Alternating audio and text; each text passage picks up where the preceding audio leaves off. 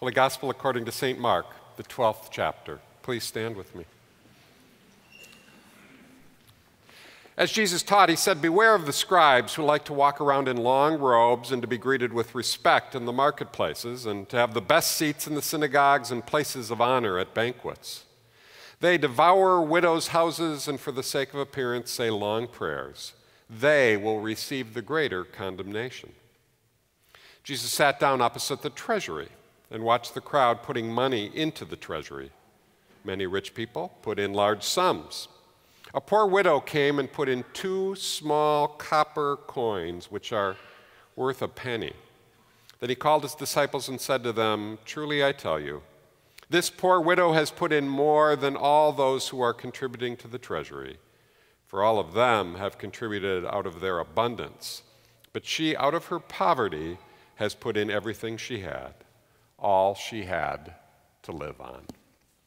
This is the gospel of the Lord.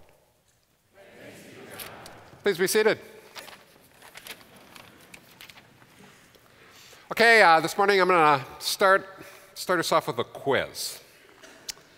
There are 2 cities in our 5-state area that are both among the top places for people 18 to 34 to get rich. I'm going to give you some clues. They are 128 miles apart. One has a 0.3% unemployment rate and projects 38.6% growth over the next 10 years. The other is a national hub for the insurance industry. Importantly for young adults, creating wealth, they are both very affordable places to live. Final clue, they are both very angry that Michigan won their football game yesterday. All right, if you think you know, tell somebody sitting around you, and he gets this over here.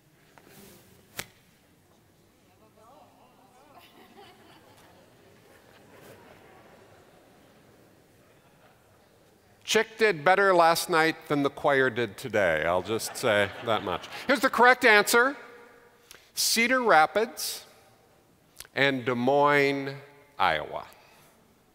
Anybody get it? Oh, we got some folks.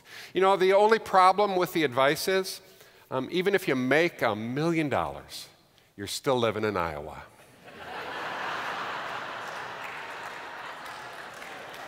Oh, no. No. When there's applause, I get in trouble on those. You know, many of us are spending a lot of time trying to get rich. Some people are even moving to Iowa. And this may surprise you, but here's what I've got to say about that. Go for it. Go for it. Over the years, I've seen that some people are just really good at making money. God bless you. But you have to be really careful about your money. Really careful. Because money has the potential to bring great joy to your life, but it also has the potential to destroy you.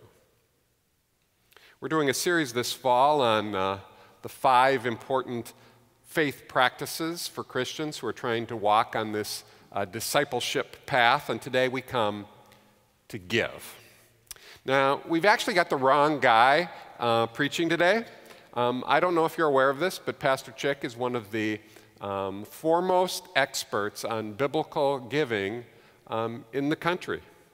He has written and he sells a lot of books on the topic, and he's just published another one this week, Reflections on Faith and Finances. Chick promised to give me a free copy if I showed this on the screen, so that's enough. Now, one of my favorite things about his book is the portrait that Chick paints of what a giver looks like. He writes that there are important traits of giving, and they are intentional, regular, generous, first, proportional, and cheerful. Now, intentional giving can be a difficult thing to do, and God actually knows that, so he gives us a plan. And the plan is the practice of tithing, or giving the 10% of your income back to God. Right off the bat, before you're tempted to spend your money on anything else, the first 10% goes to God. And not surprisingly, that fits pretty well into Chick's portrait. Tithers are intentional. They have a plan. They are regular. If you only give when you feel like it, you may not give very often. Tithers are, of course, generous. 10%, that's a lot to give. And they give first. It's right off the top. It's not something that you do when you have some money left over at the end of the month. Tithers are proportional, of course, 10%. Our gospel today is about the woman who gave only 2 small copper coins, about 1 penny. And Jesus thought so much of her that he pointed her out, and we're still talking about her 2,000 years later. We don't all give the same amount. We give proportionately. And finally, a tither is cheerful. Giving can be one of the happiest things you do in your life. The Bible describes tithing like this: bring your full tithe to the temple treasury, so there will be ample provisions in my temple. Test me in this, and see if I don't open up heaven itself to you and pour out blessings beyond your wildest dreams. Blessings beyond your wildest dreams. I actually don't know of any other place in the Bible where God uses that kind of language. God knows how money can get a hold of us, and it's kind of like God's issuing a dare here. He says, I know that giving isn't going to make much sense to you until you actually do it. So I dare you, test me on this, God says. Just try it and see if you don't end up receiving blessings of many kinds, too much for you to measure. Now, when I was a kid, I took this dare. Actually, my parents made me do it, but that's the same thing when you're a kid, right? My allowance was $1. Easy math. I gave 10 cents to the church each week. I saved 10 cents in this old Skippy jar. Then I just went nuts with the other 80 cents. It's actually a financial plan that many Christians use. It's give 10, save 10, spend 80. And I have pretty much followed this plan throughout my life. And the result is I have more red socks in my drawer than I need. I've never run out of golf balls. I've lost a lot. I've never run out. I got my kids through college. God has blessed me. I tried it, and it works.